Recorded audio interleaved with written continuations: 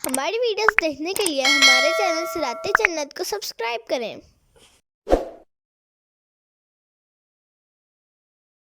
فمن أظلم مما كذب على الله وكذب بالصدق إذ جاءه۔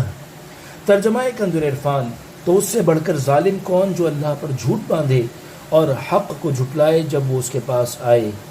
الیس فی جہنم مثوی للکافرین، کیا کافروں کا ٹھکانہ جہنم میں نہیں؟ تفسیر صراط الجنان۔ اس آیت کا معنی یہ ہے کہ اللہ تعالیٰ کی مخلوق میں سب سے زیادہ ظالم وہ ہے جو اللہ تعالیٰ کے لیے شریک ثابت کرے اور اس کے لیے اولاد قرار دے، پھر کہے کہ ہمیں اللہ تعالیٰ نے یہی حکم دیا ہے، اور اللہ تعالیٰ کی اس کتاب کو جھٹلائے جو اس نے اپنے حبیب محمد مصطفیٰ صلی اللہ تعالیٰ علیہ وآلہ وسلم پر نازل فرمائی ہے، اور تاجدار رسالت صلی اللہ تعالیٰ علیہ وآلہ وسلم کی رسالت کا انکار کرے، جنہیں اللہ تعالیٰ نے اس کی طرف مبعوث فرمایا ہے۔ اور خود ہی سمجھ لو کہ کیا ایسے آدمی کا ٹھکانہ جہنم میں نہیں ہونا چاہیے جو اللہ تعالیٰ کے ساتھ کفر کرے اور رسول کریم صلی اللہ تعالیٰ علیہ وآلہ وسلم کی تصدیق کرنے سے انکار کرے اور قرآن پاک کے احکامات کی پیروی کرنے سے منہ موڑے۔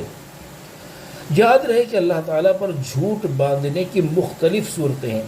ایک صورت تو یہاں آیت کی تفسیر میں بیان ہوئی کہ اللہ تعالیٰ کا شریک ٹھہرانا اور اس کے لیے اولاد قرار دینا اللہ تعالیٰ پر جھوٹ باندھنا ہے، اور دوسری صورت بیان کرتے ہوئے علامہ احمد ساوی رحمۃ اللہ تعالیٰ علیہ فرماتے ہیں اللہ تعالیٰ پر جھوٹ باندھنے کی صورتوں میں سے ایک صورت یہ بھی ہے کہ اس کے رسول صلی اللہ تعالیٰ علیہ وآلہ وسلم پر جھوٹ باندھا جائے۔ مثلا یوں کہے کہ رسول اللہ صلی اللہ تعالیٰ علیہ وآلہ وسلم نے اس طرح فرمایا، یا یہ ان کی شریعت ہے، حالانکہ نبی کریم صلی اللہ تعالیٰ علیہ وآلہ وسلم نے نہ اس طرح فرمایا ہو اور نہ ہی وہ چیز ان کی شریعت ہو۔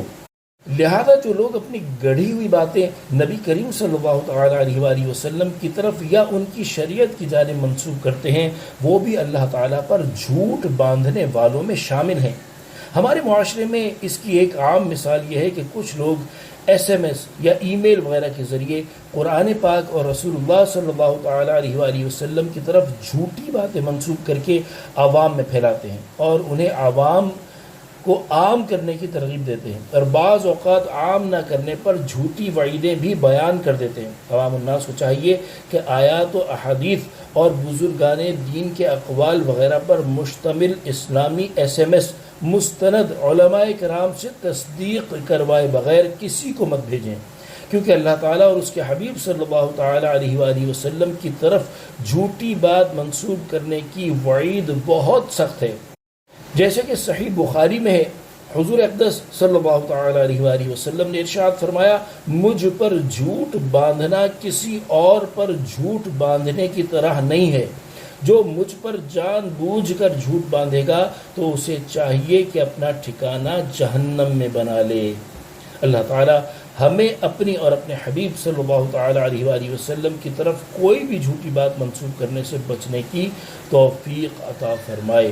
آمین بجاہ النبی الامین صلی اللہ تعالیٰ علیہ وآلہ وسلم۔ صلو علی الحبیب صلی اللہ تعالیٰ علی محمد صلی اللہ تعالیٰ علیہ وآلہ وسلم۔